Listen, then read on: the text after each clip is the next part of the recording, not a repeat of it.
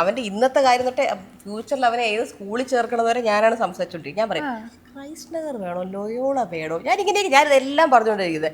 അവന് ആ യൂണിഫോം ഇട്ട് എങ്ങനെ ഇരിക്കും, ഞാൻ ഫ്യൂച്ചറിനെ പറ്റി ഇതിനെ പറ്റില്ല ഇവന്റെ കാര്യം എല്ലാം ഞാൻ പറഞ്ഞുകൊണ്ടിരിക്കും. ഞാൻ കുറച്ച് ഓവർ കൺസേൺഡ് ആണ് എല്ലാ കാര്യത്തിലും. ഇങ്ങനെ തലയിട്ടോണ്ടേയിരിക്കും. എനിക്ക് മറ്റുള്ളവർ എന്റെ കാര്യത്തിൽ തലയിടുന്ന ഇഷ്ടമല്ല. പക്ഷെ ഞാനിങ്ങനെ എനിക്ക് വേണ്ടവരുടെ കാര്യത്തിൽ, ഇവന്റെ കാര്യത്തിൽ അവന്റെ കാര്യത്തിൽ ഭയങ്കര തലയിടും. വേറെ ഒന്നിലും ഞാൻ ബോധമല്ല. ഇവന്റെയും അവന്റെയും കാര്യത്തിൽ നല്ലപോലെ തലയിടാറുണ്ട് ഞാൻ. അത് ഇവന് താല്പര്യം ഇല്ലെങ്കിൽ ഞാൻ താല്പര്യപ്പെടുത്തി തലയിടാറുണ്ട്. സൈലൻസ്.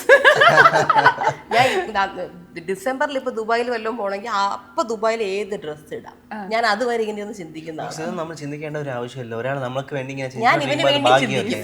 ഞാൻ ഇപ്പൊ ഇരുന്ന് ഓൺലൈൻ ഓർഡർ ചെയ്യും ഇവന് വേണ്ടി ദുബായിൽ ഇടാം. ആ സമയത്ത് തണുപ്പായിരിക്കും, അപ്പൊ സ്വെറ്റർ മേടിക്കാം. ഞാൻ അതൊക്കെ മേടിച്ചിപ്പോ വെക്കും. ആ ടൈപ്പ് സ്വഭാവമാണ് എനിക്കുള്ളത്. ഇവൻ അങ്ങനെ ഇല്ല. കാരണം ഇവൻ അറിയാം ആ സമയത്ത് എല്ലാം ഞാൻ റെഡി ആക്കിക്കോളും. ഫ്ലൈറ്റിൽ കയറി മറ്റേ പാസഞ്ചർ പ്രിൻസസ് ഉണ്ടല്ലോ, അതുപോലെ വരുന്നത്. പാസഞ്ചർ പ്രിൻസസ് എല്ലാം ഞാൻ ഹാൻഡിൽ ചെയ്യും. ട്രാവലിംഗ് പ്ലാൻസ് എല്ലാം ഹാൻഡിൽ ചെയ്ത ഞാൻ. എന്റെ പെട്ടി മുഴുവൻ ചുമക്കുന്ന ഇവനാ.